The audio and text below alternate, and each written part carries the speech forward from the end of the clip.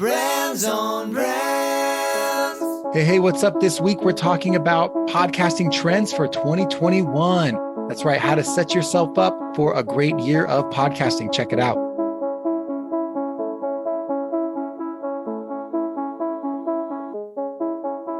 In a world where content is king and your reputation is your brand, how do you build a brand that matters? Welcome to Brands on Brands, a home for those that think different and push their boundaries. This is where branding that matters lives. Now, here is your host, Brandon Berkmeyer. Hey, what's up, everyone? Welcome to Brands on Brands. I'm Brandon Berkmeyer, your personal branding coach, and I believe that building a brand that matters is the only way for you and your business to thrive tomorrow. Thanks for tuning in each week. Today is another solo show. Today, we are talking about podcasting trends for all my podcasters out there, content creators, anyone thinking about starting a podcast or who has already started a podcast. This is the show for you. Got to pay attention to what's happening in the world around you. And today, I'm breaking it down for you. Let's jump into it. Brands on Brands. All right, let's get going. So, podcasting trends for 2021. What do I see happening? Because right now, the best way to judge a trend is to see what is happening already. What is happening right now in the world? Because that is what you can expect to continue happening and to grow at scale, right? So here are three things that I see happening right now. Number one, we're going to be talking about video podcasting. Number two, we're going to talk about repurposing your content. And number three, we're going to be talking about branded podcasts. Those are the three trends that I think we're leaning into. I'm going to call this a year of branded podcasting, and we're going to lean into that. So let's start with this video podcasting. What am I talking about? Because that could be confusing for some people. Video podcast, isn't that just a YouTube? Well, no, it's not. Why? Because when you are creating your content to begin with, you are building it with podcasting in mind. You are building it to be consumed in an audio format first. So you are concerned about how it sounds. You're concerned about how the show is built in a way that keeps people engaged for 40 minutes, if that's how your podcast is structured, which most of them are. You're concerned about the interviews and how you're going to get the most out of your guests and things like that. And then you are thinking about how does this translate into other formats, right? However, video is going to be a huge part of this, right? How do we leverage video to A, show up in other channels like YouTube and get found by the search engines, B, to add content to our website that makes it more interesting, and then C, to take that video and use it as shorter clips and snippets that can be interesting in terms of promoting your show on social media, right? Video podcasting is the next step. If you're a podcaster, it should be obvious that this is a huge opportunity because guess what? You don't have to change much of what you're doing. You already have a computer in front of you and a microphone. All you need to do is buy a webcam that costs less than $100, stick it on top of your computer, and press record. Now, obviously, I'm simplifying things. It can be a little more complicated than that. That's why I just did a 3-part series on video podcasting, the why you should video podcast, the things you need to get set up video podcasting, and how to execute converting your show from podcast to the other spaces, other media channels. If you want to check that out, just check out the last 3 episodes that's just called video podcasting that I put out, and just check them out. It'll help you get started. But why is this so important? Why is video podcasting a trend? Well, number one, podcasting for most of us that aren't, the top 10 shows in the world need to find more eyeballs and earbuds for our show, right? We need more people listening. And the way to do that is to diversify, to get ourselves across other channels. Video is a great resource to get you there. It is a great source file to convert into lots of different things.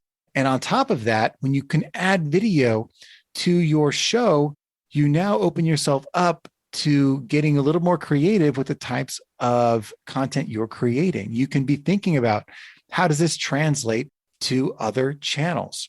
Now, the great thing about video is it is the top engaged with format for other channels. For YouTube, obviously, is all video, but even your social channels, your stories on Instagram, your stories on Facebook, embedded posts on Instagram and Facebook and LinkedIn, vertical video on TikTok. All of these things can originate from one source. Why would you want to create across all channels, right? Start with one source. And to do that, video is going to be your source file. Now, I believe in people starting with podcasting before they start with video. What does that mean? It means sometimes you need to learn how to find your voice, and cameras can be intimidating. Lighting can be intimidating. If you start by podcasting first, you develop the skills you need to then eventually transition. But you have to plan to transition, because if you only keep yourself in the podcasting world and you never think about how do I share my story on social media, how do I share my story on YouTube, and eventually how do I build a blog that matters on my website and videos that matter on my website, you are missing the opportunity to reach all the other people that haven't converted to podcasting, or that maybe they have, but they're not spending all their time there. They're still spending a ton of time on social media and other channels. So to take advantage of that, to capitalize on your reach being everywhere, you need to have a video podcast. Now, I'll transition into the repurposing piece of this, but I'll leave you with this, right? The top brands out there, the top brands you think of when you're out there purchasing from the big companies that I've worked for, like Apple and Coca-Cola, companies that I've worked on their media planning and brand strategy on. The thing that they know how to do that no one thinks about, everyone thinks about advertising with them. The thing they know how to do that no one thinks about is distribution. They are amazing distribution companies. Number one, they put their products everywhere people can find them. And number two, they find channels to put their advertising that everyone sees. They are like, how do I reach as many people as possible, the fastest and most easiest way possible? They think about distribution, right? If you want to buy a Coca-Cola, it's not just at the grocery store. It's at the grocery store on the front shelves and at the checkout lines. But beyond that, it's also at the gas stations. It's at the movie theaters. It's at the theme parks. It is literally at every convenience store. And you can't walk a couple blocks without being able to buy a Coca-Cola, right? Why? Because they created a massive distribution system. Your content is your product as a podcaster. So you need to figure out a way to distribute your content like Coca-Cola distributes their bottles. How do you get it everywhere? And that's not just simply distributing your podcast to all the podcast players, right? That doesn't mean people are finding it. That's like writing a book and sticking it on the back shelf of a bookstore, but no one ever finding that book, right? You've still got to put it in other places that people are actually spending their time. And what does that mean? That means you've got to go and put your podcast on social media where people are spending their time, because that's really like the majority of people's time is spent on Facebook and Instagram, number 1 and 2. Like that's just what it is right now. Sure, there's more time going to TikTok now, but it's still not even close to Facebook and Instagram. So you have to be there. You just do. And then YouTube is just doing an amazing job of serving your content up to people. And then Google search, like Google search and YouTube search are the number 1 ways you could be found. So video is going to help you get there. That's what we're trying to talk about. So number 2 thing we're going to talk about is repurposing, right? Repurposing is the second trend that I want to convey to you guys today. What is repurposing? Well, repurposing is simply multi-channel distribution. It is what we're just talking about. It is how you take your pillar content, in other words, your episode, your raw source material, your raw file, and distribute it everywhere without having to recreate new content for Facebook, new content for TikTok, new content for articles on LinkedIn, and new content for articles on your website, long form videos on YouTube, short form videos on YouTube, stories in every different version, right? That is a lot of work to independently create those individually over and over and over again. So you need a source file. And then the repurposing can happen. You can start with that video clip that is a video podcast that we just talked about, and take it, and you can take your most, like full version of it, have that edited to where it sounds good, looks good, and is readable, make YouTube videos, podcasts, and blogs out of them, right? That's the original content in its best form. You can chop it up into shorter form content that is, like shorter stories, shorter blogs, shorter videos, 10-minute videos, 5-minute videos that follow a train of thought, that keep your content to a particular subject, because to be honest, most of us go on tangents and talk about lots of things for 40 minutes, and just pick one train of thought, isolate it, and just create one show from that, right? And now you've got 2 or 3 different long form pieces of content, or, middle form, short form pieces of content from that one piece. And you put that everywhere. And then you have short form, which is like your shortest of the short, the 1 minute or less video clips, highlights, quotes, graphics that pull out the little moments, the little key moments that really stand out and grab your emotions in your content. And you put those everywhere, right? And you can schedule that out with social media schedulers. But point is, you are now proliferating, right? You are creating content that is prolific, that is everywhere. And you did that because you recorded 1 hour of content. Now, I do have a resource. If you guys want to know how to take 1 hour content and convert it into 1 month of content, just go to brandsonbrands.com/toolkit. I've walked through the steps there for you guys, and that's there to serve you. It's free. Just download the link. But repurposing is where I'm focusing a lot of time, because not only is it so effective, but also I think people are scared because it can seem difficult. It can seem daunting to turn one piece of content into so many pieces of content. But there are simple systems and tools that are already out there for you to take advantage of. Now, if you are the one-stop shop, you are the person doing all the work on your show yourself, you can still leverage tools to help you get this stuff done quickly.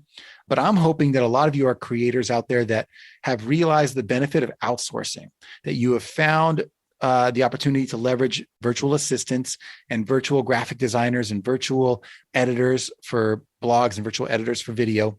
You are leveraging that talent pool that is all over our country and other countries across the world to efficiently get your content produced and distributed where you can just be the creator, right? Maybe you don't have a budget for that, but I'll tell you, for as little as sometimes $15 an hour or less, you can have someone for 10 hours a week taking care of everything for you, really doing everything. Though you might want to specialize and have like an audio editor just doing that part, but you can figure that out, figure out what your budget is. And maybe for like $100 a week, you can get all of this done, right? Everything. And then if that's not your budget and you need smaller than that, you can do some of it yourself and then pay someone to do the other piece you really don't want to do and then work up to that. But repurposing, I'd say, is the secret skill that anyone is leaning into. And again, it's a mix of the systems you set up. It's a mix of the tools that you use to help you get it done and the talent you use to help you execute the process. That's repurposing in a nutshell. And I hope you guys take advantage of it. It's made leaps and bounds for my business and content distribution on my end. So repurposing is the second thing. You're going to see more and more people do it because it's getting easier and easier. And there are companies out there helping people with it right now. And then lastly, I'll mention, by the way, if you guys need help with that and you just aren't sure where to get started, hit me up. Go to brandsonbrands.com/coach, set up a time to talk with me. And maybe I can help you get your systems up and running so that you can be working like a content machine, content engine, instead of just a creator that's doing everything themselves. So hit me up if you guys want to check that out. Lastly, branded podcasts. This is my last trend that we'll talk about today. Branded podcasts. What is this? This means, how do you leverage a podcast to build your brand, the brand of you or the brand of your business? This is happening a lot already. Companies are realizing that content is the lifeblood of their business. It is what's driving attention to their business. Like you or anyone else, they need to be found. If they want people to buy their products, they need the attention of the consumer. And how do you get attention? Well, it's simple. You have a great message that speaks to your audience and you put it into the places where people are actually spending their time, right? Message and attention. Combine those two, you have a marketing plan. Now, to be a branded podcast, obviously, your company needs to find a story or an angle that really works for how they create content. You know, maybe for some companies, or if you're an independent entrepreneur, it is your educational content. It is the content of how to do this, how to do that. Maybe it's just informational content, resources, how to find these other things. Maybe if you are a business that is more of a retail business or something like that, you are looking at, how do we entertain and bring audience in that is looking to be entertained? Or maybe you are someone that's a little more aspirational. You have that kind of business. Maybe then you're building content that just inspires and motivates people, right? You can decide that, but you can, figuring out how do you carve out a niche that is authentic to you, that speaks to your brand core values and offers value in some way that your audience is looking for from you. Are they looking for you to help them with information, inspiration, or some kind of education, right? At the end of the day, what can you really step up and own? to build your branded podcast around. And, there's some logistics to that. Yeah, you got to figure out, who's hosting this. Is it someone you're paying? Is it someone that works for your company? Is it the CEO? Where does that tie in? Maybe you have a company where your personal brand, the leadership of the company and the company's business are integrally tied together, right? Intricately tied together. And that would make a lot of sense to then have them as the host of the podcast. Or maybe you can outsource it to someone who's just good at, they know your industry enough that they can bring the guests on and interview them and bring experts on and talk about these things. They can have interviews, or they could just be solo shows that you curate and produce. But the value is all of these things you create are now thought leadership content for your business, or they are entertainment, or they are some kind of source material that leads people to you as you being the content creator. So instead of you paying to put ads in front of things that other people created, which is effective, you are creating something organic that is integrated into the community of your audience. Now, let me give you an example. This isn't the first time this has happened, right? This has been happening for a long time.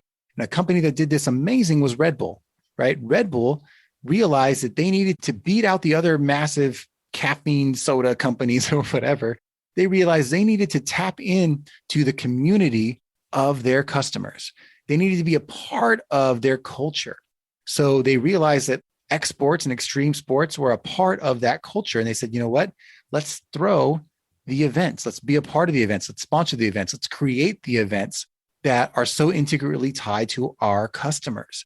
And they are now synonymous with extreme sports, right? And then that turned into other things and other stunts and things that they went beyond with. But it started with this mindset of, I am not going to just advertise to my customer. I'm going to build experiences with my customer and for my customer. And I'm going to be a part of their community instead of speaking to their community, right?